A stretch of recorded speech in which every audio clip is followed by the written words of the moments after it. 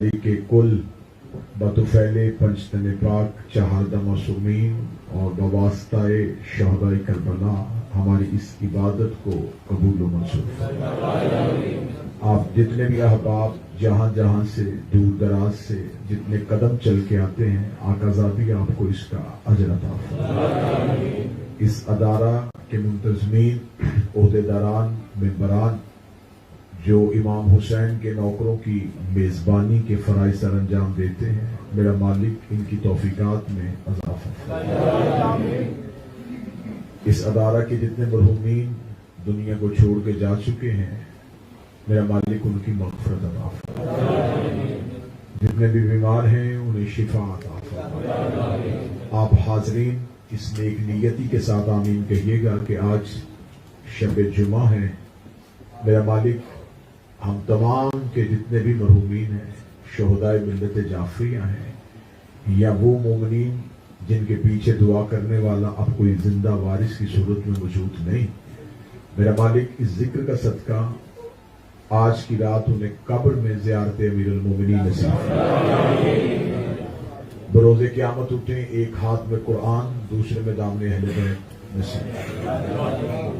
میرا مالک جو بیمار ہیں، سید آصف شاہ صاحب، سید فروخ شاہ صاحب، میرا مالک انہیں مکمل صحت عطا فرمائے۔ اس ادارے کے جتنے بزرگان ہیں، سید امانت شاہ صاحب ہیں، سید بانِ شاہ جی ہیں، جناب سید زیغم صاحب ہیں، میرا مالک تمام کی توفیقات میں اضافہ فرمائے۔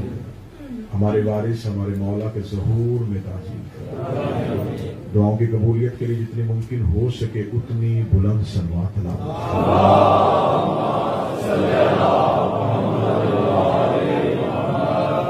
اب کوئی آئے تو اسے آگے بھیج دیجیے گا، کوئی مسئلہ نہیں، جو بھی آتا ہے مجلس میں آ جائے آگے۔ اجازت ہے ذکر شروع۔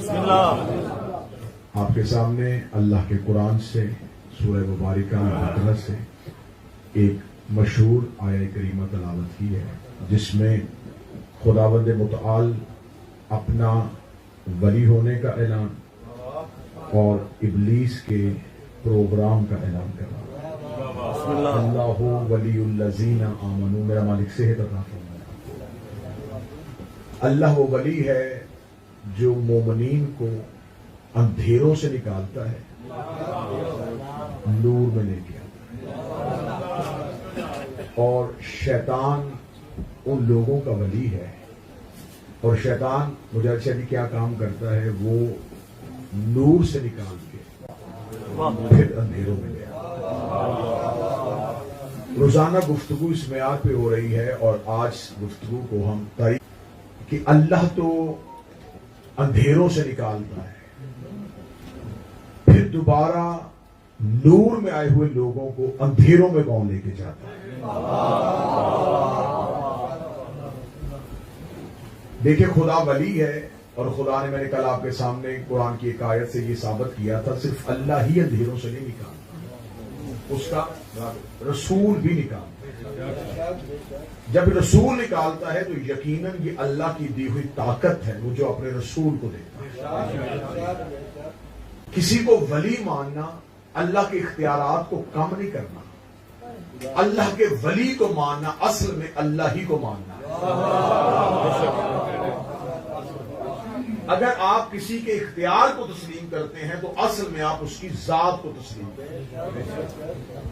اللہ کے اختیارات کا نام ولایت ہے۔ آج کہتے ہیں جی اللہ کے سوا کوئی کچھ نہیں کر سکتا۔ وہ بندہ مجھے ذمہ داری کے ساتھ یہ بتائے کہ روح کون قبض کرتا ہے، وہ کہے گا اسرائیل۔ تو قرآن میں تو اللہ کہتا ہے کہ میں موت دیتا ہوں، وہ کہتے ہیں موت دیتا اللہ ہے، سبب اسرائیل ہے۔ وہی کون لے کے آتا ہے؟ جبرائیل۔ تو یہ تو اللہ کا حکم نہیں جی، بالکل اللہ کا حکم ہے، سبب جبرائیل ہے۔ رزق کون بانٹتا ہے؟ وہ کہتے ہیں رازق اللہ ہے، سبب میکائیل ہے۔ اس کا مطلب ہے کہ میکائیل، اسرائیل، اسرافیل، یہ جتنے بھی ملائکہ ہیں، یہ اللہ کے دیے ہوئے اختیارات کو استعمال کرتے ہیں۔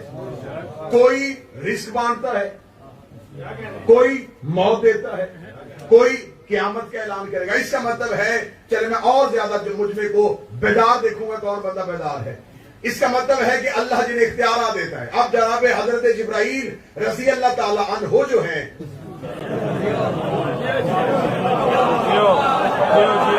غلط کہا گیا مجھے کیا کہنا چاہیے تھا، علیہ السلام. اس کا مطلب آپ اب اتنا مجھے جواب دیں، اللہ جنہیں اختیار دیتا ہے وہ رضی اللہ نہیں ہوتے، علیہ السلام.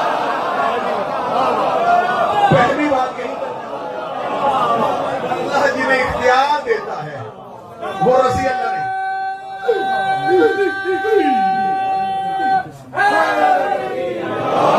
وہ علیہ السلام ہوتے، حضرت جبرائیل علیہ السلام، میکائیل علیہ السلام، اسرافیل علیہ السلام، اسرائیل علیہ السلام. کہیں نے لکھا کہ خدا نے قرآن میں کہا تھا نحن نحیی الموتى، ہم موت دیتے ہیں. دعویٰ خود کیا، بھیج اسرائیل کو دیا. قرآن میری کتاب ہے، دعویٰ خود کیا، بھیج جبرائیل کو دیا. رازق میں ہوں، بھیج میکائیل کو دیا. میرے مالک یا تو خود آ.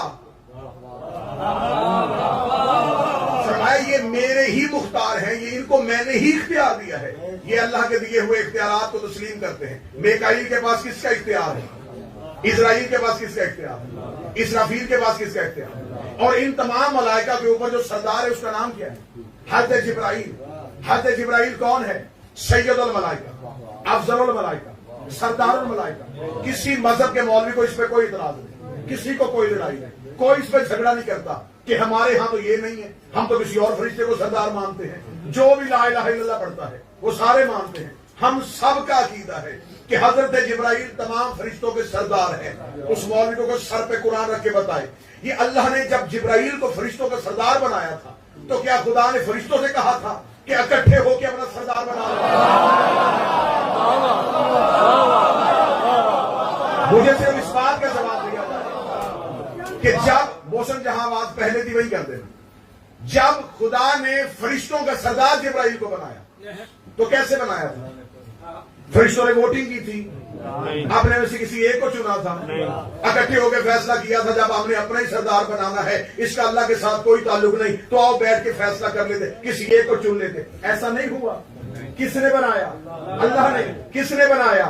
اللہ نے. میں لفظ ضائع کرنے کا عادی نہیں ہوں، میں موضوع کو لے کے چل رہا ہوں. اللہ نے جبرائیل کو علیہ السلاموں کا سردار بنایا. بات جھگڑے کی تو ہے ہی نہیں، یہ شیعہ سنی کی تو بحث ہی نہیں ہے. بات تو ہر باضمیر بندے سے ہے کہ جب علیہ السلام اپنا سردار نہیں بنا سکتے تو رضی اللہ نبی کا خلیفہ کیسا؟ جھگڑا تو ہے ہی.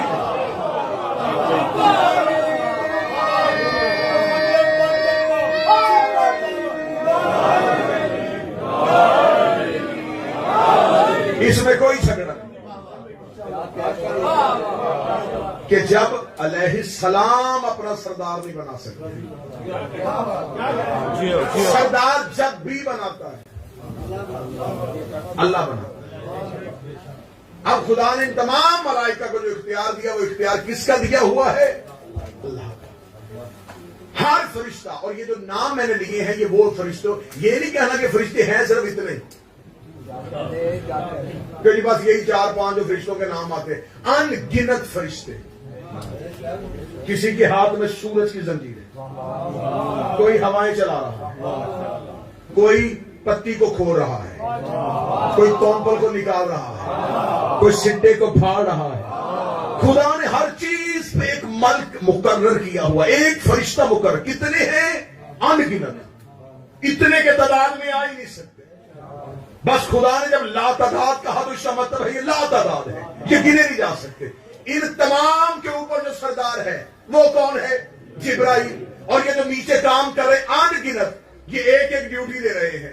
کوئی سورج، کوئی چاند، کوئی ہوا، کوئی رزق، کوئی موت، کوئی سور بھوکے گا، کوئی قیامت کا اعلان کرے گا، کوئی دائیں بیٹھا ہے، کوئی بائیں بیٹھا ہے، کوئی قبر کے سرہانے آئے ہیں. اس کا مطلب یہ جتنے اللہ کے امور سر انجام دے رہے ہیں ان کے اوپر جو سردار بنایا ہے وہ جبرائیل کو بنایا ہے. اللہ جانے دنیا کہاں بیٹھ کے اہل بیت کو سمجھ رہی ہے.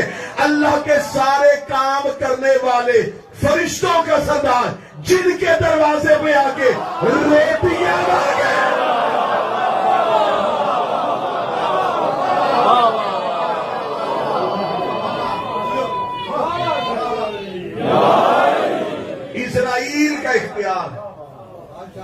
اسرائیل کے پاس اختیار یہ سب نے مان لیا، میکائیل کے پاس اختیار مان لیا، اور جو ان کے اوپر سردار ہے وہ جن کا نوکر ہے، آپ بتا ان کے پاس کیا اختیار ہے؟ آپ مجھے بول کے بتایا، پڑھے لکھے معاشرے میں رہنے والے لوگ ہیں، کیا مالک اور نوکر کا اختیار ایک ہی ہوتا ہے؟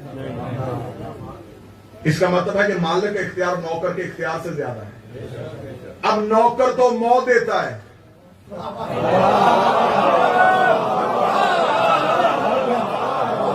نوکر موت دے رہا ہے، نوکر رزق بانٹ رہا ہے۔ جو اختیارات تم آل محمد میں تلاش کر رہے ہیں وہ ان کے نہیں،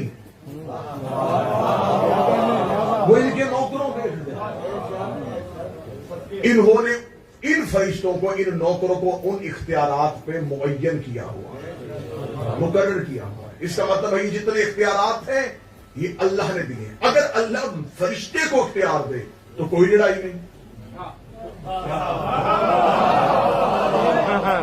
کبھی آج تک میرا خیال ہے کہ 18-20 سال کی نوکری ہو گئی ہے ممبر پہ، کبھی آج تک ممبر پہ چٹھی نہیں آئی کہ یہ آپ ثابت کریں کہ اسرائیل کیسے روح قبض کرتا ہے۔ آپ بتائیں جی میکائیل کیوں رزق بانٹتا ہے؟ کبھی کسی نے فرشتے کے اختیار میں بحث نہیں کی۔ بحث جب بھی ہوتی ہے علی کے اختیار میں۔ میں جملہ کہوں لندن میں، اس کا مطلب ہے کہ دنیا کو اختیارات کی تقسیم سے بغض نہیں ہے، علی سے بغض ہے۔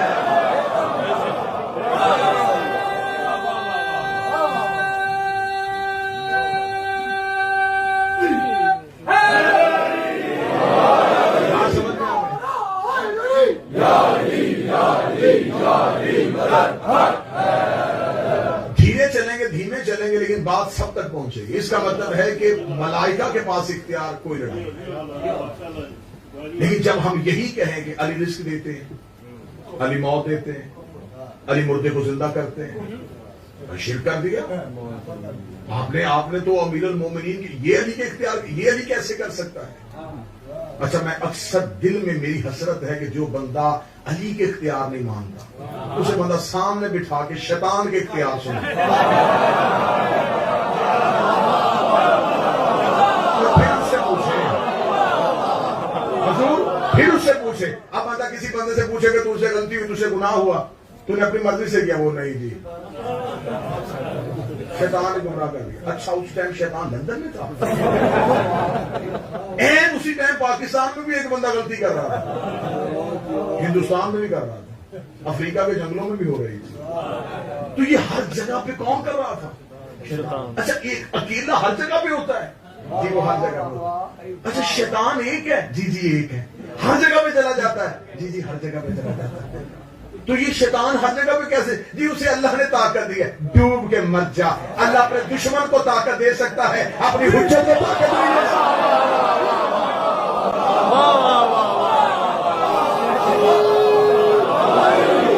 اچھا، ماننے پہ آئے ماننے پہ آئے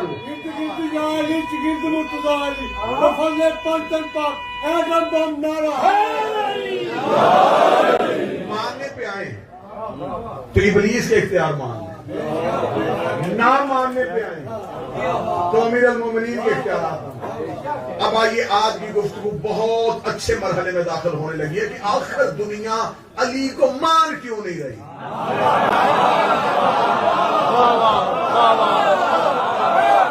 جگر کا لہو ہے،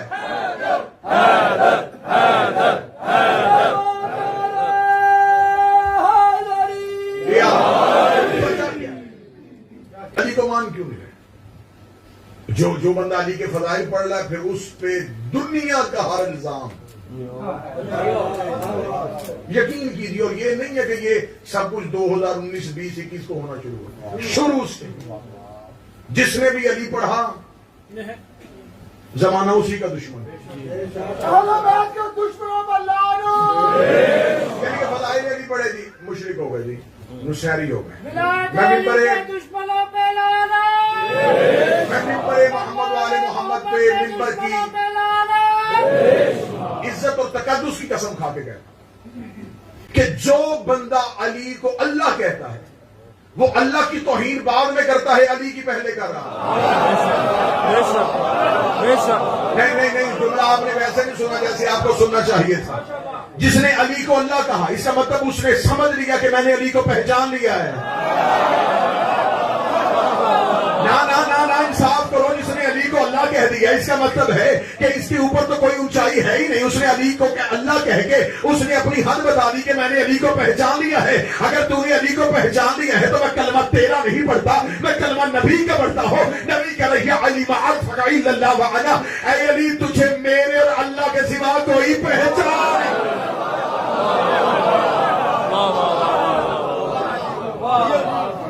اب علی سے دشمنی کیوں ہے، علی سے بغض کیوں؟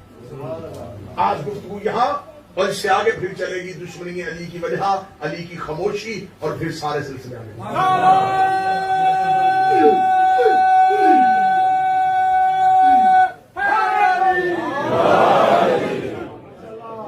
آخر علی سے دشمنی کی وجہ کیا ہے؟ کوئی جتنے بندے جو مہذب ترین لوگ ہیں، جو اہل علم ہیں، ان کے ذہنوں میں اکثر یہ سوال آتا ہے، یار یہ کیا کہتے ہیں کہ انہوں نے علی کا حق، فلاں بھی علی کا حق نہیں دے رہا، فلاں بھی علی۔ آخر لوگوں کو علی سے دشمنی کیوں؟ آئیے ہم بتاتے ہیں دشمنی علی کی وجہ کیا ہے۔ رسالت امام نے مکہ میں کہا کہ قولوا لا الہ الا اللہ، کہو لا الہ الا اللہ۔ 40 سال نبی چپ رہے۔ مکے والوں کو عبداللہ کے بیٹے سے دشمنی نہیں تھی، اتنا احترام کرتے تھے، اتنا احترام کرتے تھے غوری بھائی میرے نبی کا کہ یہ امان سے بھی نبی کے گھر آتے۔ عرب میں کسی کا اتنا احترام نہیں تھا جتنا میرے نبی کا۔ رسالت امام کا کردار ایسا تھا، یہ امان سے نبی کے گھر رکھواتے تھے۔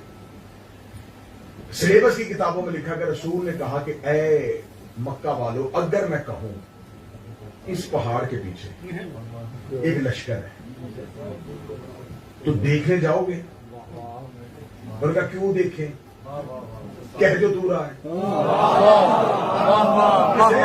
یہ کوئی تباہ مصر کتاب نہیں میں پڑھ رہا، یہ دینیات اسلامیات میں بچوں کو پڑھایا۔ رسول نے کہا اگر میں کہوں پہاڑ کے پیچھے لشکر ہے، دیکھنے جاؤ گے؟ اور کیوں دیکھنے جائیں؟ کہہ دور ہے، مان جائیں گے۔ یہ نبی کی صداقت نہیں تھی۔ ایسے تو اور بھی کئی لوگ ہوں گے جن کی لوگ بات مان لیتے۔ نبی نے اگلی اپنی بات ان سے منوائی کہ میں نے کتنا ان کو منوا لیا۔ رسول نے کہا اچھا یہ تم مان جاؤ گے اگر تم جاؤ اور لشکر نہ ہو۔ دیکھیں صادق اور ہوتا ہے، صدیق اور ہوتا ہے۔ جو صرف سچ بولے اسے صدیق کہتے ہیں، جو بولے وہ سچ ہو جائے۔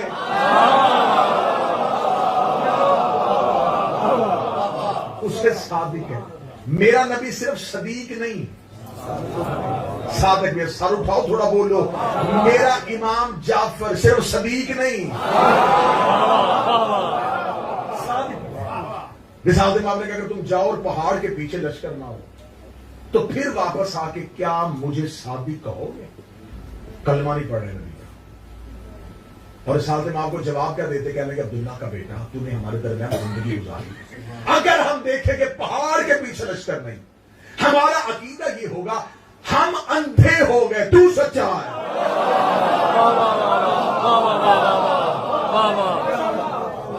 ہمیں نظر نہیں آ رہا، تو سچا ہے۔ اب دیکھیں کہ وہ اتنا نبی کو سچا مان رہے تھے، وہ کہتے ہمیں دیکھنے کی ضرورت ہی نہیں۔ اب نبی نے یہ ہی جملہ کیوں کہا کہ لشکر لشکر دیکھو اور نظر نہ آئے؟ تو پھر نبی نے ان کا لیول چیک کیا کہ اس کا مطلب ہے کہ اگر میں کوئی ایسی چیز کہوں جو نظر نہ آئے،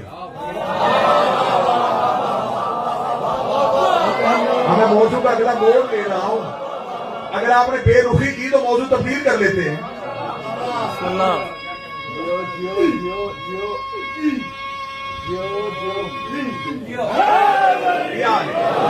ایک بات ذہن میں رکھیے گا، خطیب اور سامنے کا رشتہ ہوتا ہے توجہ کا۔ بولنا داد یہ خود بخود نکلتی ہے، اگر آپ کی توجہ کا رشتہ رہا تو موضوع بہت بہتر طریقے سے چلے گا۔ اس کا مطلب ہے کہ نبی نے یہ کیوں کہا کہ اگر دیکھو اور لشکر نہ ہو؟ نبی نے دیکھ لیا کہ ان کے ذہن کہاں تک پہنچے، انہوں نے کہا جی ہمیں دیکھنے کی ضرورت نہیں۔ رسول نے کہا اچھا اگر میں کچھ کہوں تو تمہیں دیکھنے کی ضرورت نہیں؟ انہوں نے ہمیں کیوں دیکھ رہی تھی؟ تو جو کہہ رہا ہے کہ ہے تو پھر ہے. رسول نے کہا بڑا آسان ہو گیا.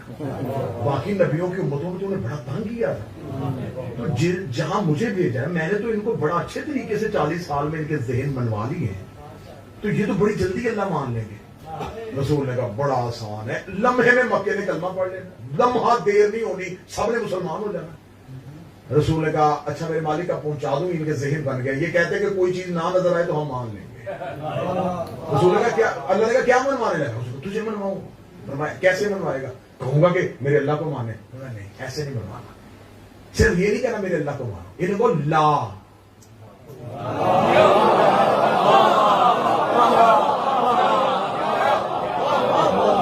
الہ الا اللہ.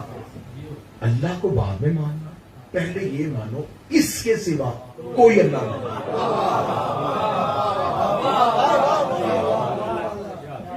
رسول کا بات تو بڑی آسان ہے, مکہ پورا میرا گرویدہ ہو چکا ہے, جو میں کہتا ہوں وہ کر لیتے ہیں, امانتیں میرے گھر رکھتے ہیں میری زبان پہ. رسول نے اکٹھے کیے. اب رسول نے اکٹھے کر کے کہا کہ دیکھو میں تمہارے درمیان زندگی گزاری. یہ پہلا خطبہ قریش سے, میں علی کی دشمنی کی وجہ پہ جانے لگا. میں نے تمہارے درمیان زندگی گزاری ہے, تم نے کبھی مجھے کوئی غلطی کرتے دیکھا؟ کبھی نہیں. کبھی کوئی گناہ کرتے دیکھا؟ انہوں نے کہا ہم تو تیرے کردار کی قسمیں کھاتے ہیں, ہم تو پوری دنیا میں جا کے کہتے ہیں ہمارے مکہ میں عبداللہ کا ایک ایسا بیٹا ہے جس کا کردار اتنا پاک ہے. رسول اللہ پھر آج میں نے تمہیں اس لیے بلایا ہے کہ میں جو تمہارے درمیان ہوں نا, میں صرف عبداللہ کا بیٹا ہی نہیں, میں اللہ کا رسول ہوں. ان کے لیے کوئی انہونی نہیں تھی اس دور میں. نبی, نبوت, رسول, رسالت یہ سلسلے چلتے تھے. میں اللہ کا رسول ہوں. وہ خاموش ہوئے. انہوں نے کہا ٹھیک ہے, دشمنی تو تجھ سے ہو نہیں سکتی, چاہتا کیا ہے؟ فرمایا میرے اللہ کا کلمہ پڑھو. پڑھ لیں گے. ان کا اتنا عقیدہ پکا نہیں تھا کہ بڑے اپنے بتوں میں سگے تھے.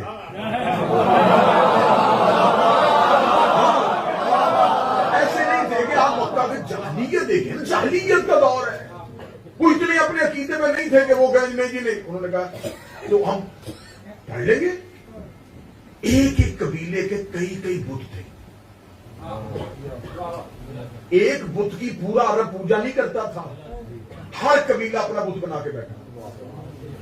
کسی کا لمبا, کسی کا چھوٹا, کسی کا سونے کا, کسی کا چاندی کا, امیروں کے امیر بت. ہاں یہ تاریخ ہے. انہوں نے اپنے اپنے بت بنائے. جو انہوں نے ٹھیک ہے ہم تیرے اللہ کو مان لیں گے, ہمیں کیا, جہاں ہم اتنے خدا مان رہے ہیں ایک اور سے. بھئی یہ خدا کا اضافہ ہی ہونا ہے نا, تو تیرے خدا کو ماننے کی موت یہ ہے کہ اس کا بت بھی نہیں بنانا پڑے گا.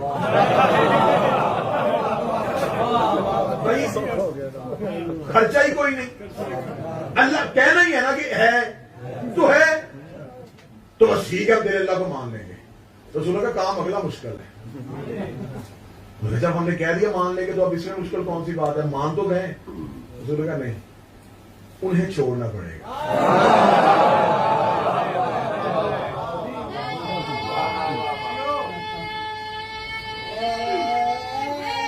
انہیں چھوڑنا پڑے گا. میرے مولا مجھے اتنی طاقت دے دینا, اتنا ماحول بن جائے کہ بعد میں جو لے کے جا رہا ہوں کہ مجھے نہ پڑھ کے بھی کچھ پڑھنا پڑ جائے, میں کچھ نہ سمجھا کے بھی آپ کو سمجھا سکوں. رسول نے کہا کہ انہیں چھوڑنا پڑے گا. انہیں چھوڑ دو گے؟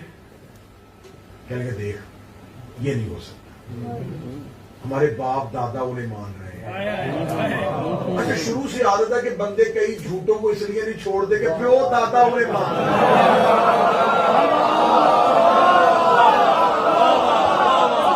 مولا کی قسم ہے کہ مذہب کے بنیاد پہ چلے جاؤ. خدا کی قسم ہے بندے کوئی اپنے مذہب پہ پکے نہیں ہے.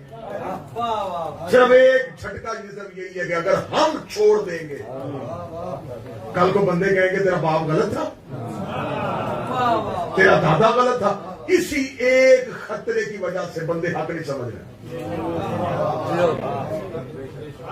اگر ہم مان جائیں گے تو بندے کل کو کہیں گے لو جی باپ دادا جو, اچھا تم اتنے اچھے ہو گئے, وہ جو ہمارے پچھلے تھے وہ سارے ہی غلط تھے. اس سے پہلے تو کبھی کسی نے نہیں کہا. پچھلوں پہ جا کے نا اگلی بھی خراب کر لیتے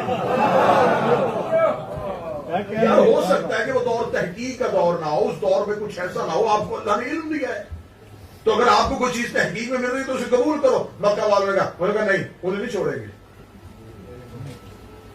مکہ والے یہ اپنے قبیلوں کے لوگ ہوتے تھے, یہ باپ دادا کی رسمیں پوری کرتے تھے. ہمارے باپ دادا اسے پوچھتے رہے. رسول نے کہا پھر نہیں, میرے مذہب کا قانون ہے, انہیں چھوڑنا پڑے گا. انہوں نے کہا تو کیا کروانے لگا ہے؟ فرمایا تمہارے بتوں کی مخالفت کروں گا, جہاں تک ہو سکا گلیوں میں جا جا کے بتاؤں گا کہ جھوٹے ہیں. پتہ نہیں بندے کو سمجھ رہے ہیں, میں سمجھا رہا ہوں. رسول نے کہا میں نے صرف گھر میں بیٹھ کے نہیں کرنا, میں گلیوں میں جاؤں گا. یاد رکھو ابھی بھی چھوڑ دو ورنہ میں بازاروں میں آ جاؤں گا.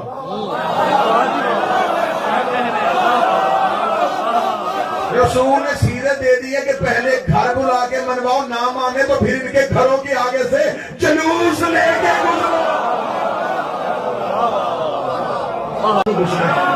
ہمارے خدا کو کچھ نہ کہنا. لندن والوں مجھے مولا حسین کی عزت کی قسم ہے, یہ پورے زمانے کی دشمنی جب اپنے کاندھوں پہ اٹھا کے پھر رہا ہوں, وہ میرے باپ دادے کی لڑائی تو کسی سے بھی نہیں ہے. آل محمد کی دشمنی ہے جو اپنے نوکر نے اپنے گلے لی ہوئی ہے. میں نے ہر چیز چھوڑ دی ہے لیکن حالات اپنے مشکل کر دیے ہیں, لیکن عقیدے میں سمجھوتا نہیں کیا. وہی عقیدہ آج تمہارے سامنے پھر پڑھنے لگا ہوں. اگر اس دور میں بھی کوئی اتحاد بین المسلمین کا دائی ہوتا تو نبی کا مشورہ دے دیتا, یا رسول اللہ مکے کا امن خراب ہو جائے گا, کمیونٹی آپس میں اچھے ماحول میں رہ رہی ہے, ہمیں ایک دوسرے کے ساتھ اچھے ماحول میں رہنا چاہیے, آپ ایسی بات نہ کریں. رسول نے کہا میرے مذہب کا قانون ہے, جھوٹوں پہ لعنت پہلے کرو, سچے کو بعد.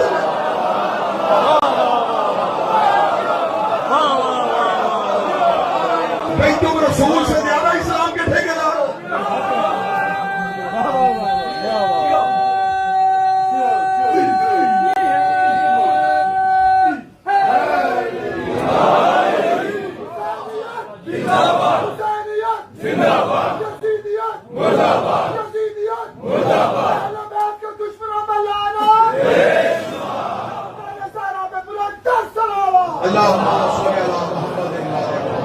یہ بڑی جگہ خالی ہے, جو بندے پیچھے کھڑے ہیں یہ بڑی جگہ خالی ہے, آسانی سے آگے بیٹھ سکتے ہیں. اپنی مرضی سے کھڑے ہو تو بسم اللہ, اگر بیٹھنا چاہے تو جگہ موجود ہے.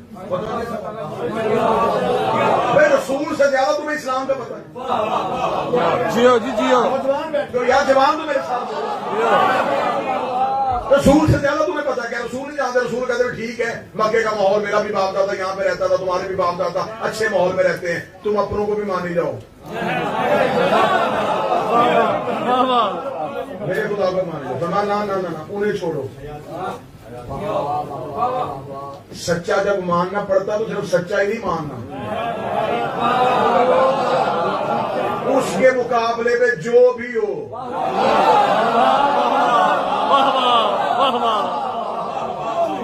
اچھا ویسے کچھ بنانے ہیں تو ایسے ڈیکوریشن پیس رکھو. رسول نے یہ تو نہیں کہا تھا کہ نہیں گھر میں کوئی پتھر کی مورتی نہیں ہونی چاہیے, ویسے رکھنی ہے سجاوٹ کے لیے رکھو, انہیں اللہ نہ کہنا. جھگڑا ان پتھر کے بتوں کا نہیں ہے, جھگڑا یہ ہائے ہائے ہائے بات آنے لگے, جھگڑا یہ ہے تم انہیں وہ کہہ رہے ہو جو یہ ہے نہیں.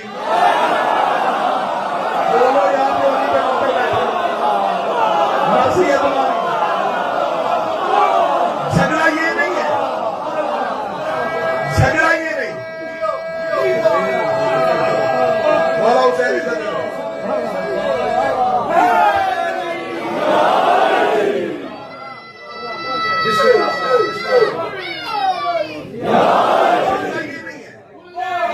بسم اللہ.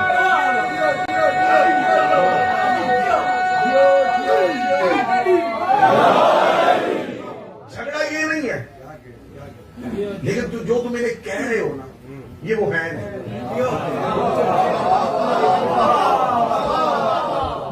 بڑا سیاح ہو گیا ہوں میں.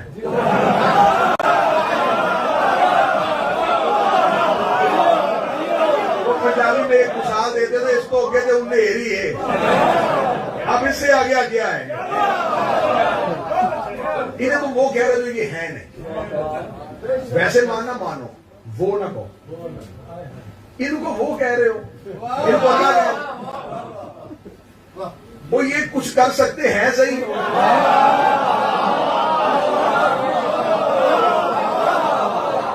دھوپ میں رکھ دو تو دھوپ میں، اٹھا کے چھاؤں میں رکھ دو تو چھاؤں میں، بارش آئے تو بھیگ جاتے۔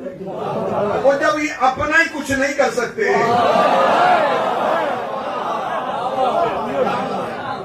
تمہیں کیسے بتائیں؟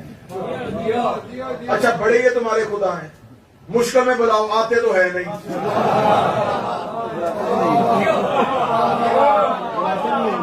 یار جو نبی کے بلانے پہ نہیں آتے،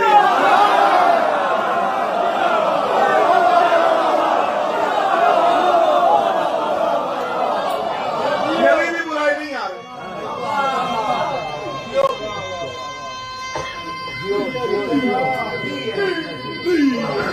بسم اللہ سر۔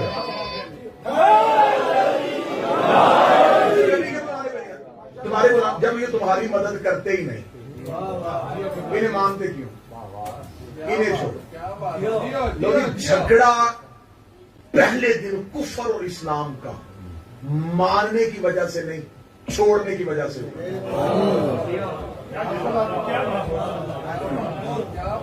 نبی کی لڑائی اللہ منوانے سے شروع نہیں ہو رہی، جھوٹوں کو چھڑوانے سے ہو رہی۔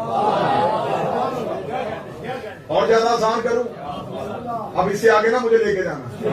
نبی کی لڑائی تولا سے نہیں ہوئی، تبرہ سے ہوئی۔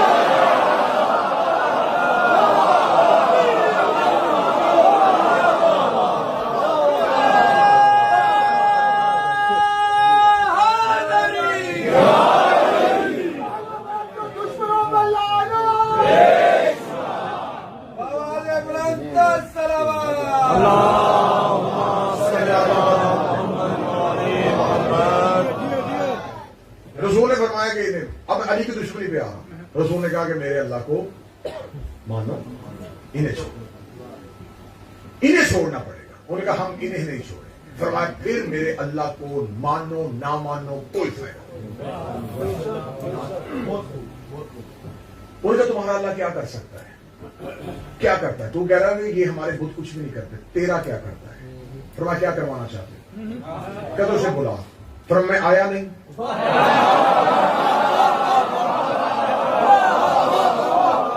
جو اس سے کروانا چاہتے ہو مجھے بتاؤ۔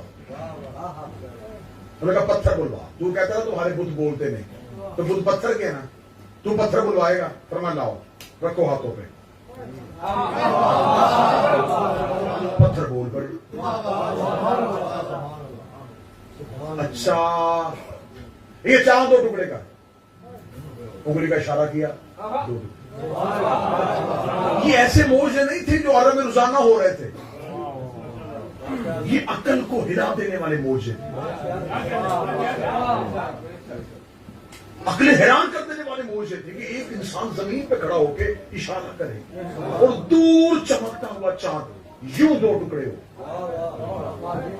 پتھر بول رہے تھے، درخت چل رہے تھے، پہاڑ ہل رہے تھے، نبی اتنے موجے دکھا رہے تھے، اتنے موجے دکھا رہے تھے، وہ اختیارات دیکھ کے بھی نبی کو نہیں مان رہے تھے۔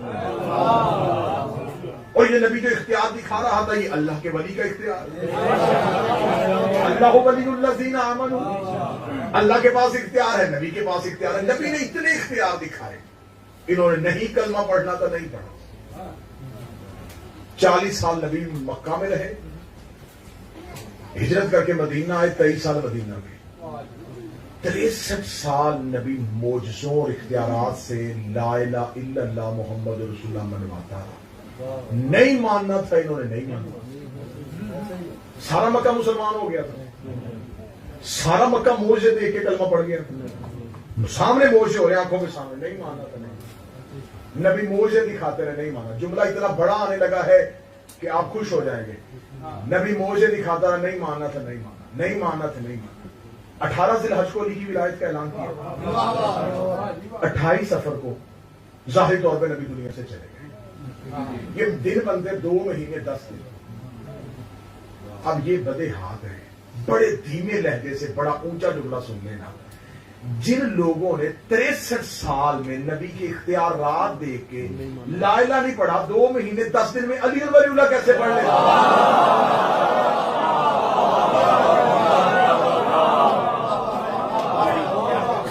نہیں پڑھنا تو انہوں نے نہیں پڑھا. فرمایا پڑھتے ہو؟ انہوں نے کہا کہ نہیں پڑھا. رسول نے کہا ٹھیک ہے. مثال سے آپ کو اللہ نے حکم دیا، مکہ تیرا دشمن ہو گیا ہے، حالات بدل گئے، رات کی تاریکی میں مکہ چھوڑ، کیونکہ کچھ لوگ یہاں پہ تیرے محبت میں تیرے پیچھے آتے ہیں اور اصل میں یہ مخبر ہے.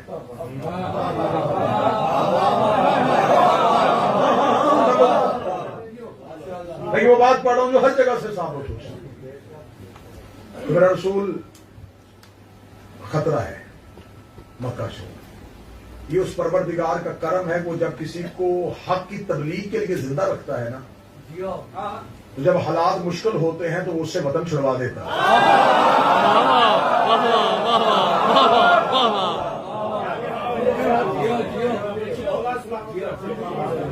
مکہ چھوڑ، مدینہ انتظار کرنا ہے. مثال سے وہاں مکہ چھوڑا، کل میں نے ایک چھوٹا سا ٹچ پڑھا تھا، مدینہ پہنچ گئے.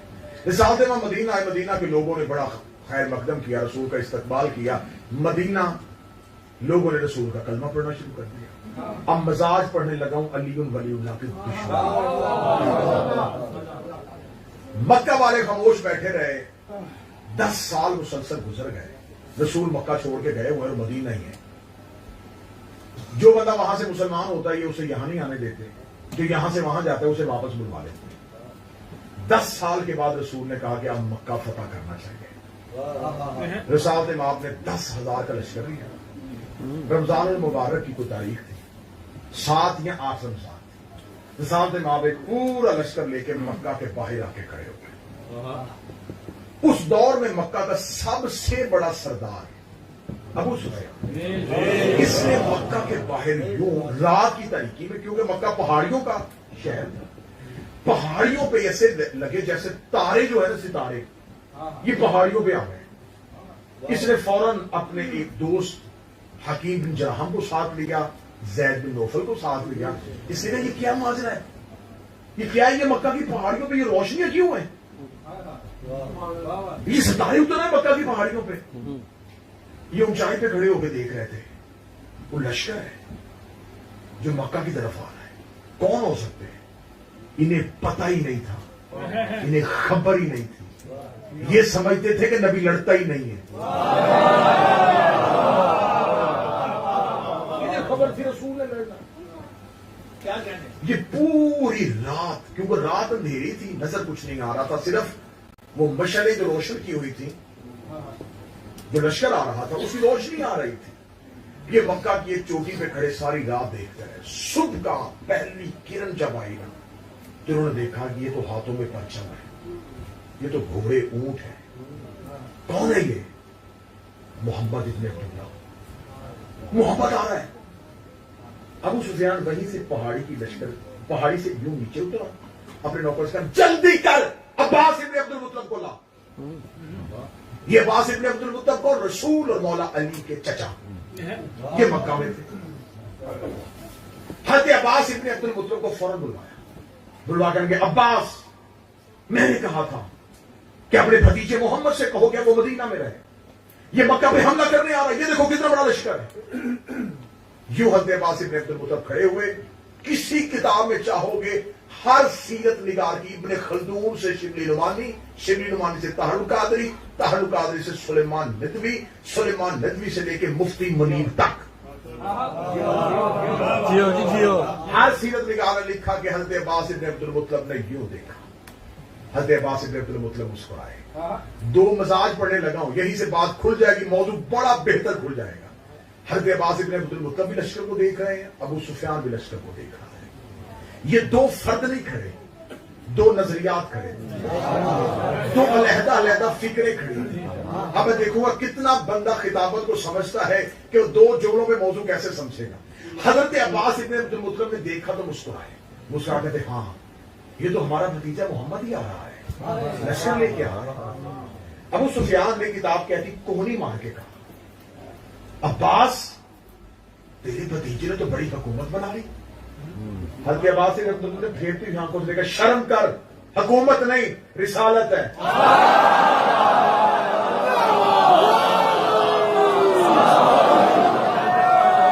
شرم کر حکومت نہیں رسالت میں اس سے پہلے ایک جملہ کہا تھا تو دو نظریات ہیں دو فکریں اب آپ مجھ میں سوال کریں گے اس میں نظریہ کیا ہے ہاں میں بتاتا ہوں ایک وہ تھے جو رسالت کو حکومت سمجھ رہے تھے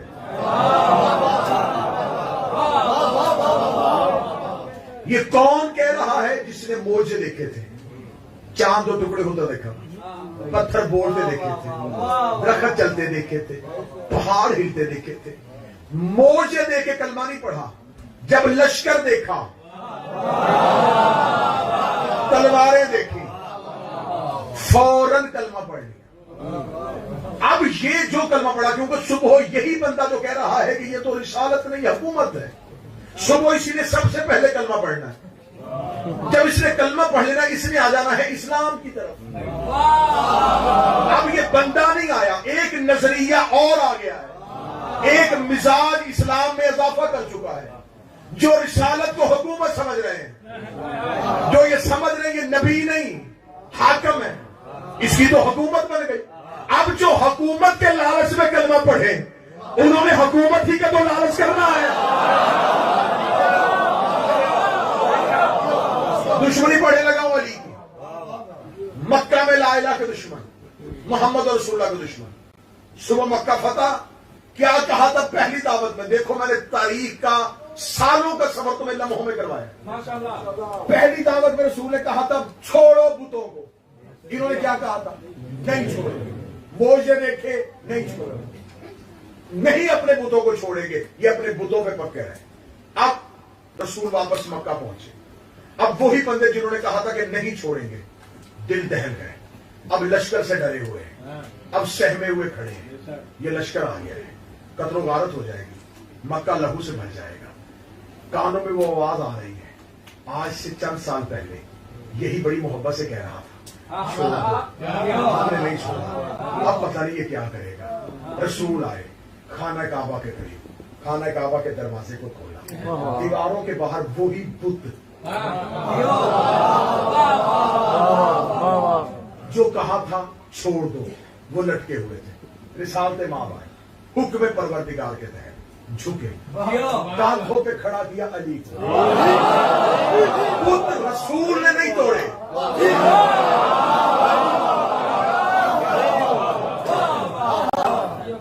کس نے توڑے تھے کوئی جھگڑا تو نہیں اس پہ کسی سنی بھائی کو کسی اہل حدیث کو کسی کو کتاب تو نہیں سب نے کہا بت رسول نے نہیں بت علی نے توڑے علی کاندھوں پہ کھڑے ہوئے جن کو یہ چھوڑ نہیں رہے تھے سمجھنا جملہ پھر سمجھنا جنہیں یہ چھوڑ نہیں رہے تھے علی انہیں توڑ رہے اب یہ ضربیں جو ہیں یہ بتوں پہ نہیں لگ رہی تھی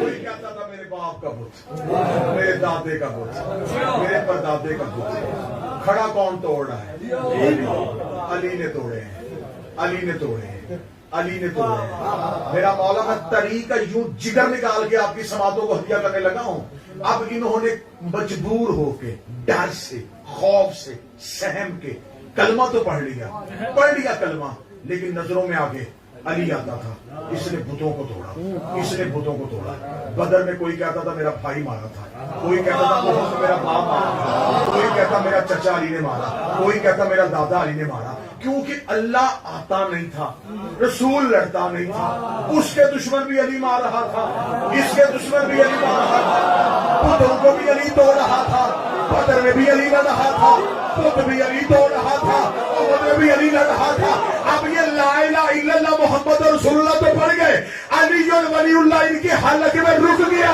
آج بھی جو علی ولی اللہ نہ پڑھے سمجھ لینا یا تو علی نے اس کا باپ مارا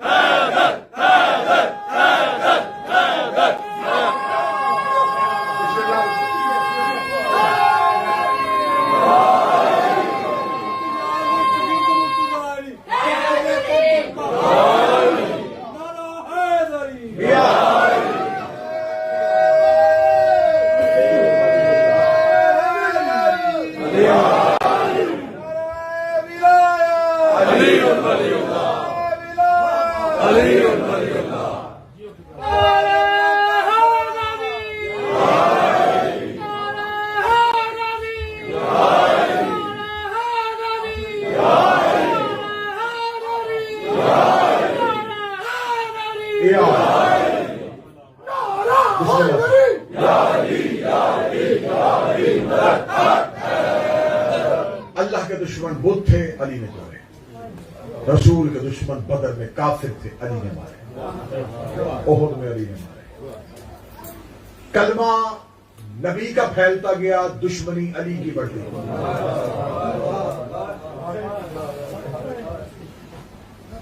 لوگ خوش ہوتے رہے، اس نے بھی کلمہ پڑھ لیا، اس نے بھی کلمہ پڑھ لیا. دلوں میں علی کا زہر پھیلتا، دشمنی علی، عداوت علی، بغض علی سینوں میں پلتی گئی. کتنا مشکل تھا امت کے لیے علی ماننا. نقصان علی نے کیا. ہم کبھی بھی لوگوں کو کوئی منت نہ کرتے. ٹھیک ہے تم نے نہیں علی کو ماننا، علی کوئی وہ پیر ہے ہی نہیں کہ بندہ منت سے منوائے. نہ مانو علی کو. لیکن یہ جو قوم ہے نا جس کو تم ہنس کے کہتے ہو، پتہ نہیں کیوں، دیکھے جی اتنا لوگوں کو خوف تھا بیماری کا، یہ پھر بھی بچے بہنیں بیٹیاں لے کے رش میں چلے جاتے ہیں. اب ہم سے وجہ پوچھو. ہم یہ کالے کپڑے پہن کے یہ دور دراز سے آئے ہیں، یہ بہنیں بیٹیاں لائے ہیں، یہ بچے لائے ہیں، یہ کتنا پیدل چل کے آتے ہیں، کہاں کہاں سے 2-2 گھنٹے 2.5 گھنٹے کا سفر کر کے آتے ہیں. اب ہم سے وجہ پوچھو یہ کیوں آئے ہیں. دکھ ہمیں یہ مار گیا ہے اندر سے. ہم اندر سے ختم ہو گئے کہ علی کے بدلے علی کی بیٹیوں سے.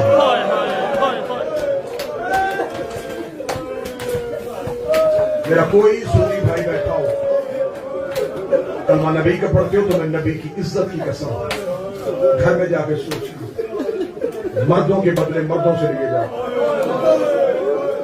تمہیں دشمنی تھی علی سے، حسن سے لڑ لیتے، حسین سے لڑ لیتے، غازی سے لڑ لیتے. بدلے علی کے علی کی بیٹیوں سے، جن کے باپ دادا علی نے بدر احد میں مارے تھے، ان کی اولادیں جھولیاں پتھروں کی بھر کے زینب کا استقبال.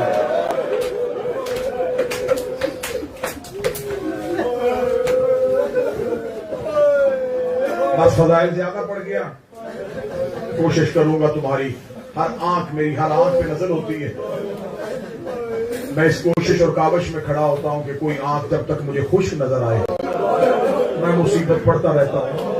ہو سکتا ہے کہ میں جو پڑھ رہا ہوں ابھی اس تک پہنچا نہ ہوں. تمہاری آنکھ میں ہلکا سا بھی پانی مجھے نظر آ جائے، تمہاری آنکھیں بھیگ جائیں، تمہارے آنے کا مقصد پورا ہو، میرا بلانے کا مقصد پورا ہو. ہمارا مقصد دارے لگانا نہیں، داد دینا نہیں، مقصد رونا ہے. کیونکہ وہ جو بقیہ سے آتی ہے نا وہ نعرے سننے کے لیے نہیں آتی. اگر میں کہوں کہ وہ بی بی مجھ حقیر سے فضائل سنتے ہیں، نہیں، وہ اپنے گھر کی فضیلت سے بڑی واقف ہے. تم دیر سے آئے ہو، وہ شام سے بیٹھی ہے، کوئی میرے حسین کو روئے. مجھے مولا حسین کی عزت کی قسم ہے ماتمیوں، آج یہ شب ہے 4 کی، دن 3 کا گزر گیا. جملہ ذہن میں رکھنا، اس کی نظریں ہوتی ہیں تمہاری آنکھوں پہ. جب کوئی خوش آنکھ لے کے اٹھتا ہے زہرا کو بڑی تکلیف ہوتی ہے. زہرا رو کے کہتی اتنی دور سے چل کے آیا تھا، میرے حسین کو رویا ہی نہیں. بس کوشش کیا کرو ایک آنسو آ جائے. نہ آنسو آ سکے کیونکہ رونا انسان کے بس میں نہیں ہے، گردن جھکا لیا کرو، تکلیف محسوس کیا کرو. اتر گئی جنگل میں محمد کی بیٹیاں. آباد گھروں میں رہتے ہو، آباد گھروں سے آتے ہو، آباد گھروں میں واپس چلے جاتے ہو. خرچہ دیکھ دین پہ نبی کی اولاد کا. جس نبی کا کلمہ پڑھتا ہے اس کی بیٹیاں آج کی رات جنگلوں میں بیٹھی ہیں. بھائی اللہ بیٹوں کی زندگی کرے. آج کی رات زینب بار بار پوچھ رہی ہے عباس مجھے حسین سے پوچھ کے بتا آج محرم کی کیا تاریخ ہو گئی ہے. بادشاہ حسین عزت دے. ابرار بھائی مولا زبان میں تذکیر عطا فرمائے. میں مصاحب میں ہر بندے کے لیے دعا کر رہا ہوں، میرا مالک تمام کی تکلیفیں ختم کرو. حسین کربلا میں پہنچے. روانگی کا مضمون تھا رب ٹوٹ جاتا اگر میں کل کربلا کا برود پڑھتا. حسین کربلا میں پہنچے. کربلا کے ٹیلوں پہ حسین کی نظر پڑی. حسین نے کہا عباس جی بادشاہ अब्बास इन टीलों के आसपास जा, कोई आबादी है तो उनसे जाके पूछ ये टीले किसकी मलकियत है। अब्बास ने घोड़ा दौड़ाया, थोड़ा फासले पे कबीला मिल गया, बनी असद के लोग थे। अब्बास उस कबीले में गए, अब्बास का कबीले में आना था। जो बच्चे बाजार में खेल रहे थे वो घरों में जाके कहते बाबा बाहर कोई पैगंबर आया है। तुम जब हमें नबियों की बातें सुनाते हो ना, जो तुम हमें नबियों के चेहरे के बारे में बताते हो, वहां इतने खूबसूरत चेहरे वाला कोई जवान है जो गलियों में है। बाबा हमने कभी अपने कबीले में इस जवान को नहीं देखा। कबीला बनी असद के जवान बाजार में आ गए, औरतें छतों पे आ गई, गाजी बनी असद की गलियों से गुजर रहे हैं। बनी असद के लोगों ने अब्बास का रास्ता रोका। कौन? फरमाया मुसाफिर, किससे मिलना है? बनी असद के सरदार से। एक बूढ़े सरदार को घर से बाहर लाया गया, अबरुओं को हाथों से उठाया, उसने अब्बास का चेहरा देखा, कहने लगा जी सरदार।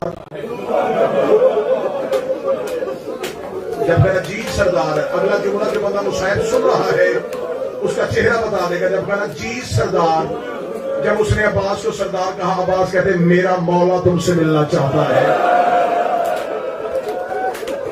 जब अब्बास ने कहा मेरा सरदार तुमसे मिलना चाहता है, बनी असद का बूढ़ा देखना तेरा भी कोई सरदार है?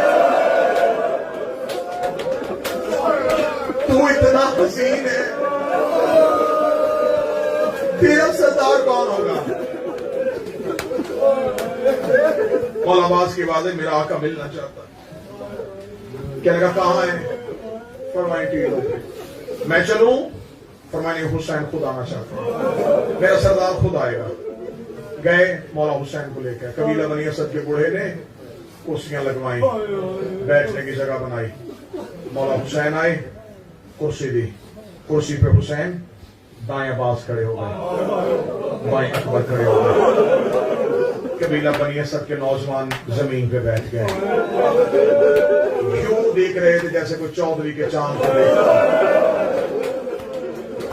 कबीला बनी असद का बूढ़ा मौला हुसैन के सामने आया। हुसैन देख कहते आप सरदार हैं? जी मैं सरदार हूं। और कहते हम तुम्हारे इलाके में मेहमान हैं। कहते कबीला बनी असद का बूढ़ा देख के कहता कहीं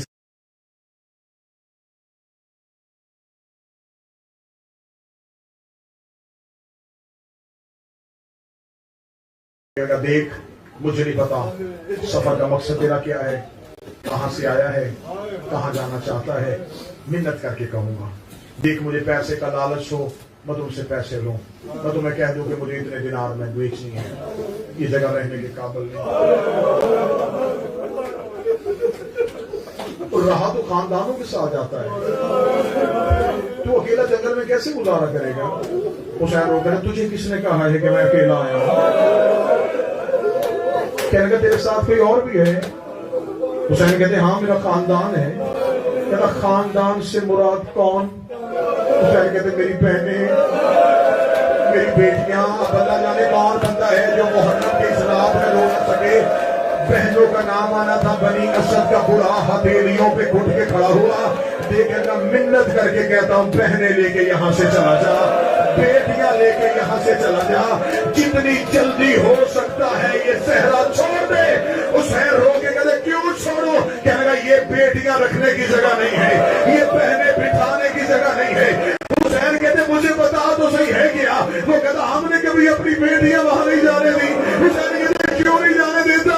वो कहता आधी आधी रात को किसी बीबी के हमारी औरतें बताती है कोई औरत है जो इन टीलों पे तोड़ तोड़ के कहती है और मेरा लाल तेरा मेहमान। 4 या 5 मिनट और दे दो, या मेहमान न बनना, या बेटियां ना लेके आना। हमारी बहनें और बेटियां बताती हैं यहां पर मस्तूर होती है। हुसैन की दाढ़ी आंसुओं से भर गई। मौला हुसैन कहते कबीला बनी असद का बुजुर्ग को मुझे पेश, मैं इसे इतना खूबसूरत बना दूंगा कि قیامت تک کے لیے اسے جنت معلیٰ نہ بناؤ تو پھر کہنا جنت معلیٰ کا نام آنا تھا. بنی اسد کے بوڑھے نے سر سے امامہ اتارا, قدموں پہ ہاتھ رکھ رہا, تو جو ریگستان کو جنت بنا رہا, تو کوئی محمد کا بیٹا ہے, تو کوئی مدینے والے رسول کا اولاد ہے. حسین کی آواز نہیں, تو مدینے والے محمد کو جانتا. سننا کربلا کے مضمون سننا. مولا حسین کی آواز نہیں, تو مدینے والے محمد کو جانتا ہے. کیا اگر جوانی تھی میری, ایک بار مدینے گیا تھا, لوگوں سے سنا تھا کہ مدینے میں مسلمانوں کا رسول ہے. میں اس کے ہاتھ میں کلمہ پڑھا, میں ملنے کے لیے گیا تھا. مولا حسین کو وطن میں جانے والا کوئی ملا. آپ پردیس میں رہتے ہیں نا, وطن تو تمہارا جو بھی ہے پاکستان ہے نا. اپنے وطن کا بندہ میرے بابا بتا کتنا پیار سے پوچھتا ہے, تو کبھی میرے شہر گیا ہے, تو میرے شہر میں کس کو جانتا ہے. حسین کہتے اچھا تو مدینے گیا تھا, کہ لگا ہاں میں گیا تھا. حسین کہتے تو کس سے ملا تھا, کہ لگا میں رسول سے مل کے آیا تھا. حسین کہتے جب تو گیا تھا تو رسول کیا کر رہا تھا, کہ لگا میں سیدھا مسجد میں گیا تھا, میں نبی کے پاس بیٹھ کے آیا تھا, میں نے بڑی دیر نبی کی صحبت میں وقت گزارا تھا. میں جب نبی کے پاس گیا تھا نا, اس وقت مدینے والا محمد ممبر میں بیٹھا تھا, اس کی گود میں ایک چھوٹا سا بچہ بیٹھا تھا جو بار بار اس بچے کا منہ چومتا تھا. میں نے اس سے پوچھا تھا یا رسول اللہ یہ کون ہے, فرمایا یہ میرا بیٹا ہے, یہ میرا لال ہے, نام اس کا حسین تھا. آواز آئی مجھے پہچان, وہ حسین میں جب کہا میں وہ حسین. بنی اسد کا بڑھا ریت پہ گر گیا, رو کے لگا کون سی قیامت آ گئی. محمد کے بیٹے جنگلوں میں آ گئے, رسول کی اولاد رل گئی جنگلوں میں. تمہیں مدینے سے کس نے نکالا, آواز آئی اب ہمیں وہاں کوئی رہنے نہیں. مولا کیوں چھوڑا مدینہ. حسین کی آواز ہے نبی کا جو قبیلہ بنی اسد کا بڑھا, تو نے آباد مدینہ دیکھا تھا. نانے کے بعد ہم غریب ہو گئے, ہمارے گھر کو آگ لگا دی گئی, ہمارے جنابوں پہ تیر مارے گئے, اور مجھے آدھی رات پہلے بیٹیاں لے کے بدن چھوڑنا پڑا. بنی اسد کا بوڑھا کہنے لگا کیسے تھے وہ مسلمان, رسول کے بیٹے کو وطن سے نکال دے. مولا نوکر کتنی دیر رہنا ہوں, ہم مہمان نوازی کریں. یہ پورا قبیلہ بنی اسد کھڑا ہے, تلواریں نکال کے تیرے ساتھ چلے گئے.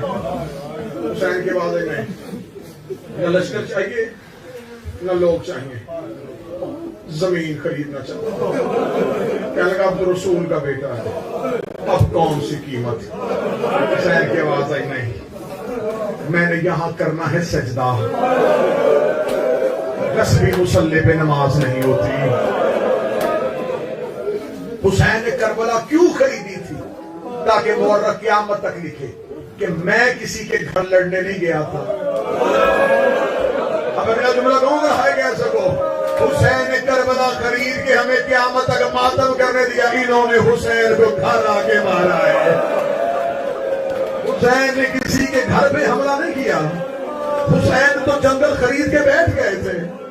حسین نے کہا خریدنا چاہتا ہوں, کہنے لگا کون سی قیمت. حسین نے کہا قیمت بتا, 60,000 دینار. حسین نے کہا 60,000 دینار دوں گا. کہنے لگا مولا حسین آپ کے نام لکھے نہیں. کس کے نام؟ میرے اکبر کے. اکبر جھکے, ہاتھ باندھ کے کہتے مولا آپ کے حکم کے بعد کچھ کار تو نہیں جاتا, سجاد کے نام لکھا. حسین نے کہتے اکبر تجھے حکمت کا پتہ ہے, سجاد صرف میرا بیٹا ہے, تو صرف میرا ہی بیٹا نہیں, حسین کا بھی بیٹا ہے, وہ شریکت الحسین ہے. जैसे तू ज़ैनब और मेरा मुश्तरका बेटा है, करबला मेरी और ज़ैनब की मुश्तरका जागीर है। अकबर के नाम पे लिखूंगा, हिबा तुम्हारे नाम करता हूं। बस आखिरी 1 मिनट, हिबा तुम्हारे नाम करूंगा। उन्होंने कहा हिबा क्यों करते हैं? हुसैन इब्न अली ने कहा 3 शर्तों पे हिबा करूंगा। खरीद मैंने तुमसे ली, मालिक मैं हो गया, हिबा तुम्हारे नाम, 3 शर्तें। कबीला बनी असद का बिस्मिल्लाह मौला, पहली शर्त। फरमा पहली शर्त है, आज हो गई है 2 मुहर्रम, अगले 8 दिन तेरे कबीले का कोई मर्द उधर नहीं जाएगा।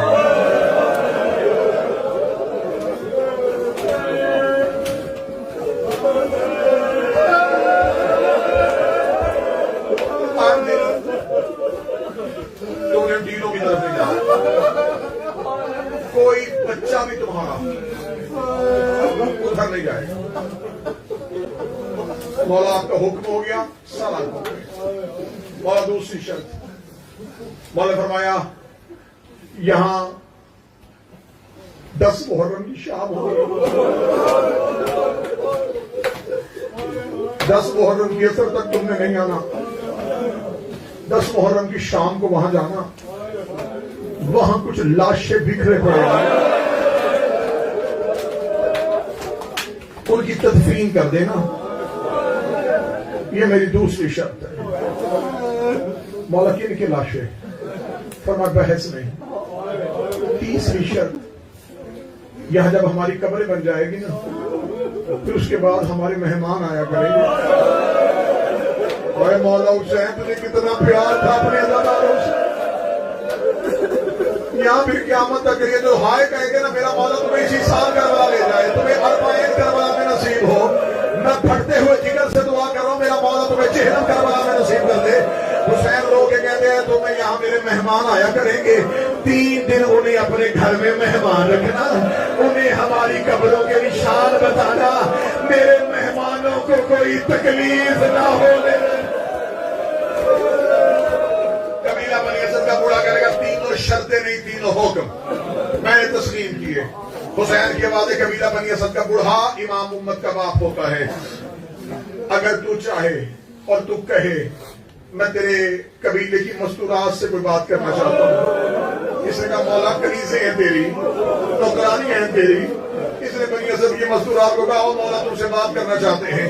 हुसैन इब्न अली शराफत के नंबरदार ने अपनी अबा अपने चेहरे पर ली, लेकिन लगे कबीला बनी असद की मस्तूरात, फातिमा का बेटा हुसैन तुम्हें सलाम कहता है, मैं तुम्हारे कबीले में मेहमान बन के आया हूं, मैंने मिन्नत नहीं तुम्हारी करनी, तुम बात कर सके ना कर सके तुम्हारी मर्जी है।